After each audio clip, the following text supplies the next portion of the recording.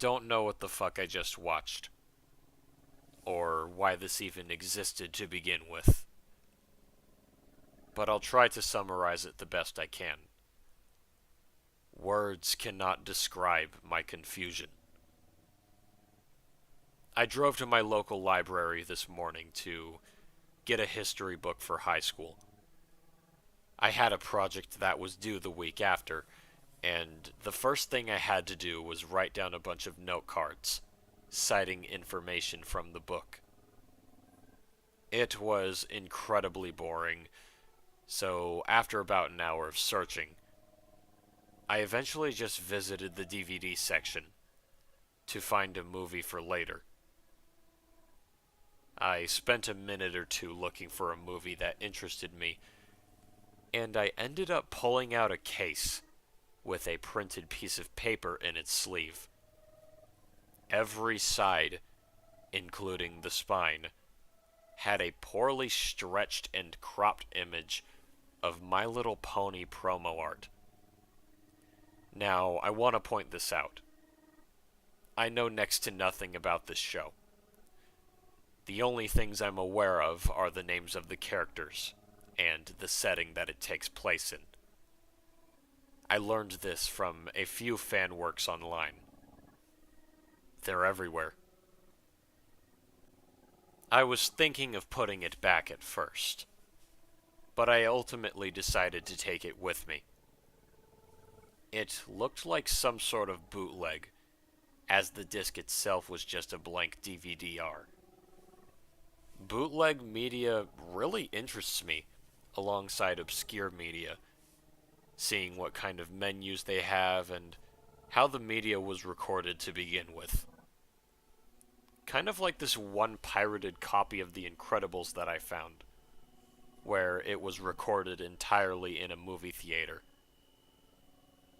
When I took it over to the librarian to check it out, along with my history book, she went through the listings on her computer and couldn't even find it there. Someone must have put it there without the staff's knowledge.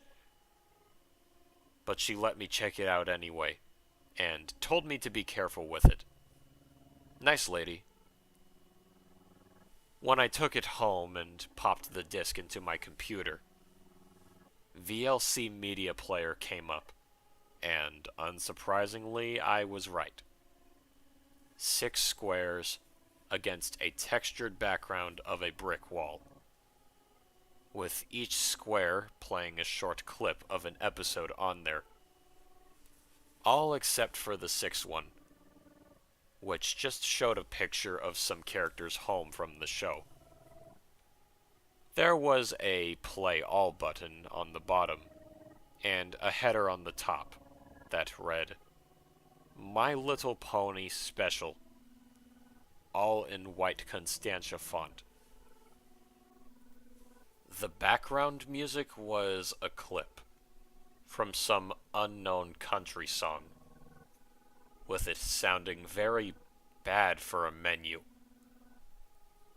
Each division on the DVD, just like the menu music, had pretty deficient audio quality, with the video being somewhat alright for bootleg standards. Everything looked TV recorded, as the aspect ratio was slightly wrong in some parts. Then the 6th one came. Here comes the bizarre shit. Based on my research after watching, I am inclined to believe that the animation was created specifically for this bootleg. I can't find it anywhere online. Not even on old YouTube or forum accounts. The episode began with a fade into the interior of Pinkie Pie's house in a night setting. Pinkie was seen lying in her bed on top of the blankets, with her pet alligator standing on all fours, as still as a statue next to her. The setting suddenly cut to daytime, with Pinkie opening her eyes and jumping out of bed, squealing like a little girl about Celestia's special day. The first thing that felt out of place here was Pinky's voice. She spoke in English, but it was slightly broken as she had a foreign accent. I think it was Indian, but I'm not entirely sure. In fact, every character had an accent similar to that one, like a voiceover. After a short montage of her brushing her teeth, styling her poofy hair, and getting party decorations in order, she rushed outside, bouncing erratically with a list in her mouth. The list had all of her friends, consisting of Twilight, Fluttershy, and the rest of the main six. First place she bounced over to was Twilight's library. Twilight answered it, and greeted her. Oh, hi Pinkie Pie. Hi Twilight! Today's a very special day. Can you guess what it's for? Can ya? Hi Pinkie Pie. No, silly Philly, it's not about me. It's Princess Celestia's day of birth, and I can't wait! Hi Pinkie Pie. Hello, Twilight? I guess? So, are you ready for her super spectacular coronation-versary birthday hybrid extravaganza? Hi, Pinkie Pie. Twilight? Aren't you interested in... Hi, Pinkie Pie. Hi, Pinkie Pie. Hi, Pinkie Pie. Hi, Pinkie Pie. Hi, Pinkie Pie. Hi, Pinkie Pie. Pinkie was visibly nervous about this, to the point where she started to sweat and bite her lip. But she snapped out of it and slowly backed away. Well, just keep in mind that you're invited. 'Kay, see ya!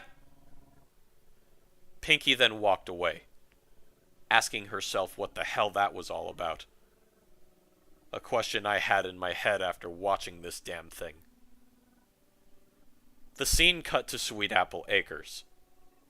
Applejack walked up to a tree full of apples and kicked it, causing a whole slew of them to fall down into a pile. Pinkie Pie jumped out from behind the tree, bouncing happily as she spoke to Applejack, who was unfazed from the sudden surprise. Hey, Applejack! It's Princess Celestia's birthday today, and I'm hosting a party for her. Wanna come? Applejack? Applejack was continuously kicking the same tree, with the same expression and movement, over and over and over again, like how Twilight was greeting Pinkie in an endless loop. Pinkie surrounded her, getting in her face, smacking her on the back, tickling her sides, just doing whatever to get her attention. But Applejack didn't budge. AJ, I'm right here! Can you hear me? You're invited to a party! Hello? No answer from Applejack. At all. Pinkie groaned in exasperation before walking off, shaking her head in disapproval. She then told herself that third time's the charm, before moving on to find Rarity. Upon reaching Rarity's boutique, she knocked on the door and walked inside, before approaching her, saying hello in an awkward tone. Rarity is seen at her work desk, holding an unfinished dress, repeatedly pulling it toward her and pushing it back outward, as if she were sewing. The sewing machine was nowhere close to the dress. In fact, it was literally turned on next to her, with nothing inside of it. Rarity! I don't know why everyone's acting so strange today, but maybe you'd like to... Oh, come on! Rarity doesn't answer, continuing to push and pull the dress on the table.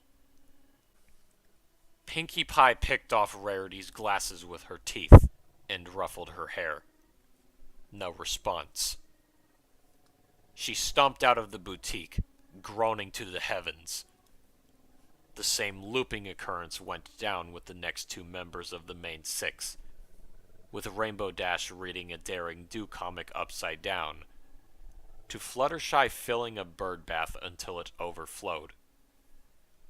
Eventually, after seeing how even Fluttershy wasn't paying attention to her, Pinkie Pie stood on her hind legs and shouted to the sky. Fine! You want to ignore me? You want me to have question marks buzzing around my head? Whatever! I don't need you! I'll celebrate by myself. Her hair blew up like a balloon and deflated, straightening down to her back before she slumped her head down and trudged away. The scene faded to Pinkie Pie walking into Celestia's castle, still sad and forlorn as ever from how she couldn't even get a single friend of hers to speak to her. She'd look around the castle, calling out for Celestia, until the Sun Princess herself came into view. Out of the entirety of the main six, she actually didn't sound like she was stuck in a loophole.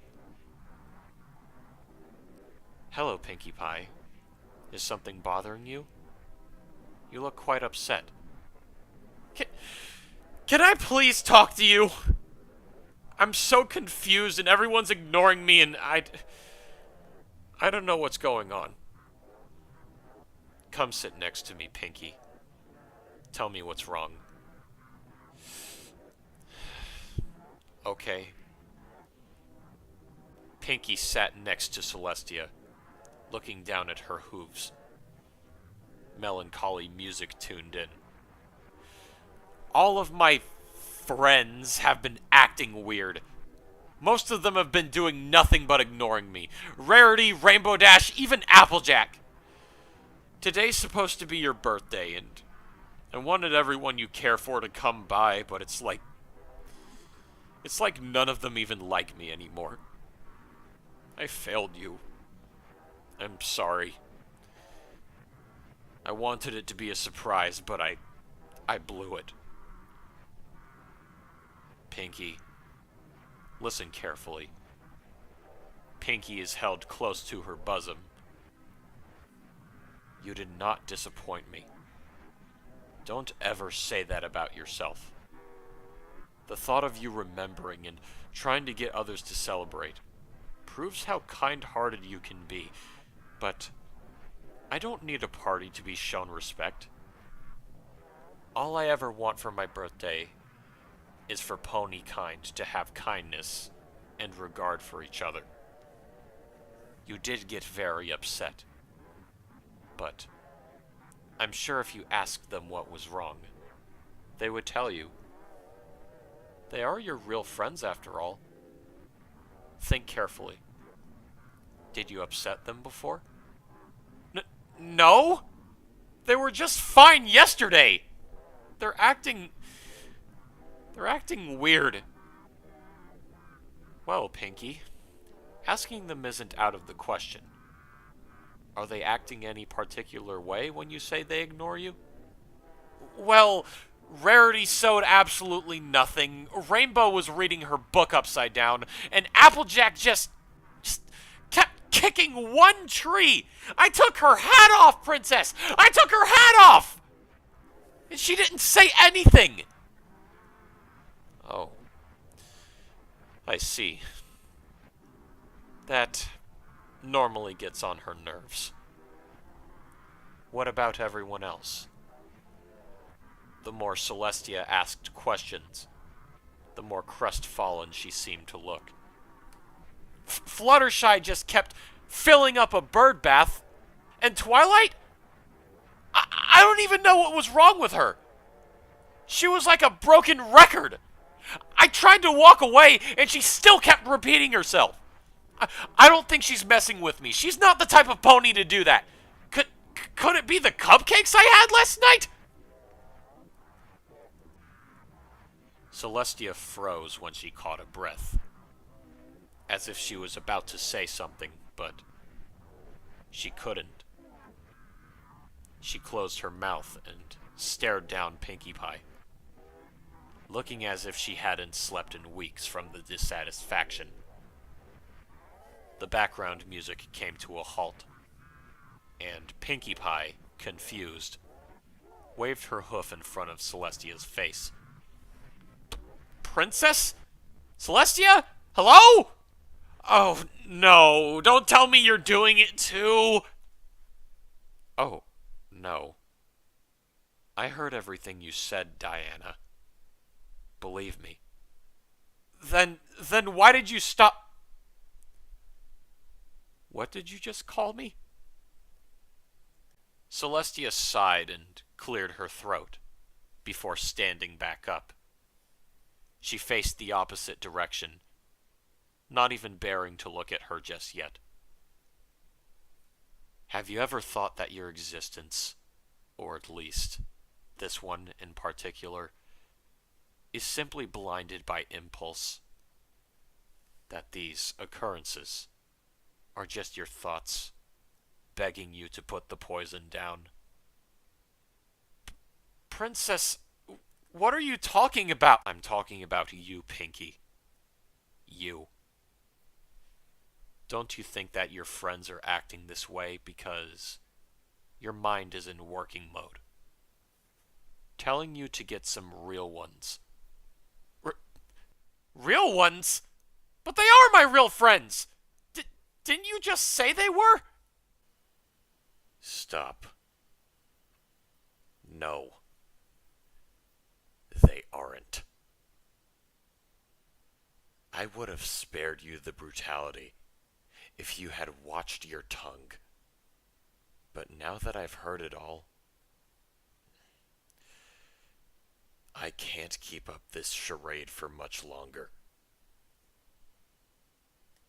Pay attention. Celestia? With that, Celestia finally turned around. Her eyes were still wide open, but with the use of After Effects, a real human mouth was pasted over the pre-existing one she had. The voice sounded like it came from a grown man.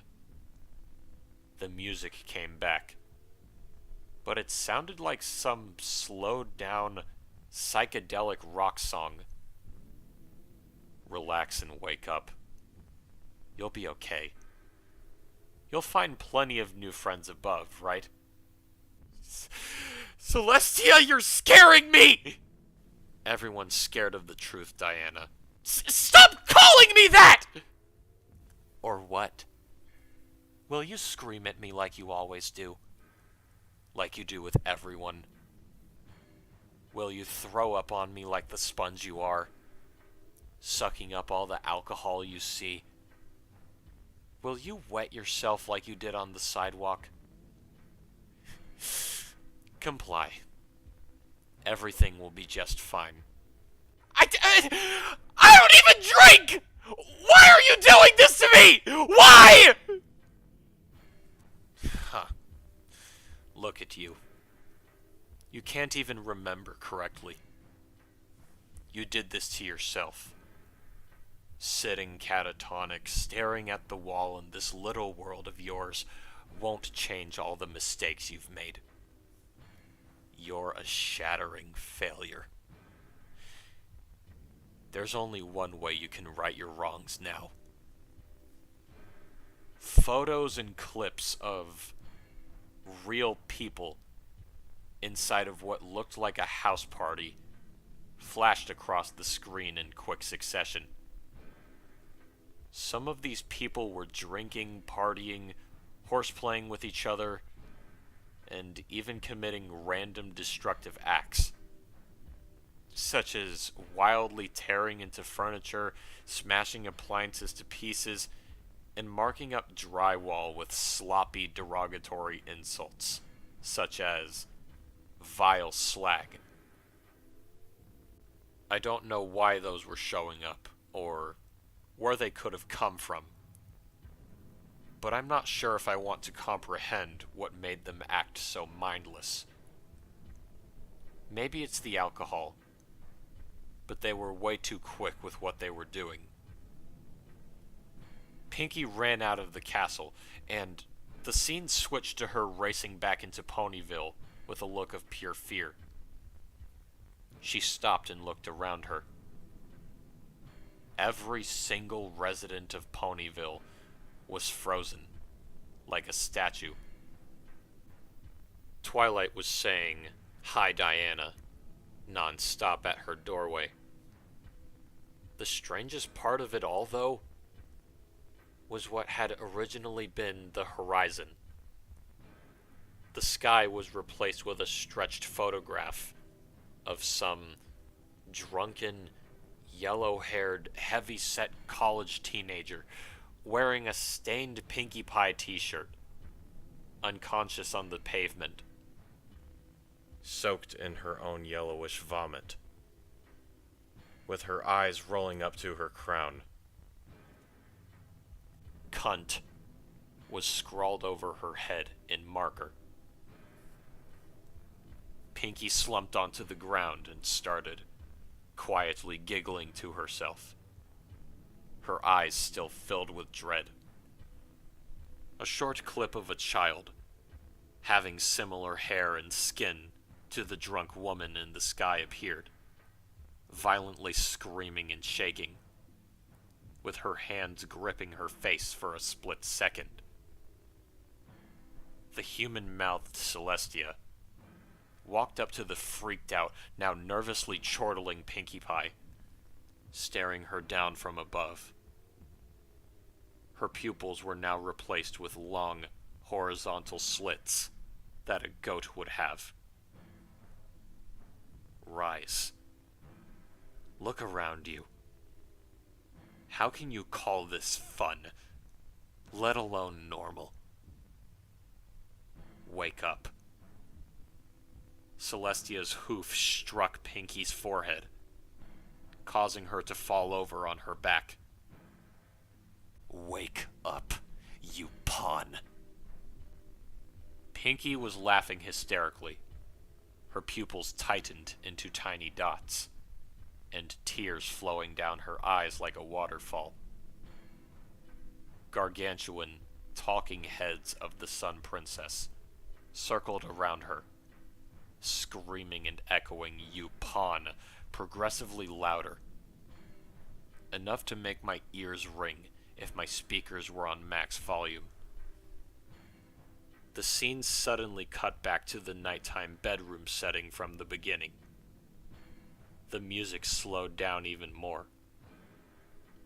Pinky was jerking and shaking violently in her bed, shrieking with a disgusting amount of shrill to her voice. Her eyes were completely blind white, and her wailing widened her jaws into a saliva-dripping, open-mouthed smile. She fell off of her bed, landing next to her pet gator, pressing her hooves against her temples and arching herself upwards, before going into a clonic fit of twitching. She looked like she was having a seizure, all while her little toothless gator companion sat there, watching.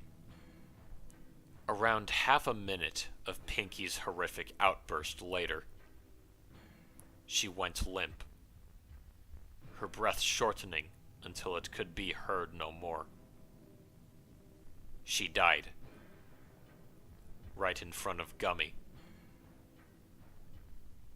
That's when the episode cut to black, the last frame being of her corpse next to her bed, and the DVD menu popped back up. I just sat there dumbfounded. How do you make something like this, put it on a TV recording, and then just decide to put it in your pirated DVD? Was this meant to go to a specific person? To send a message? Just to fuck with someone?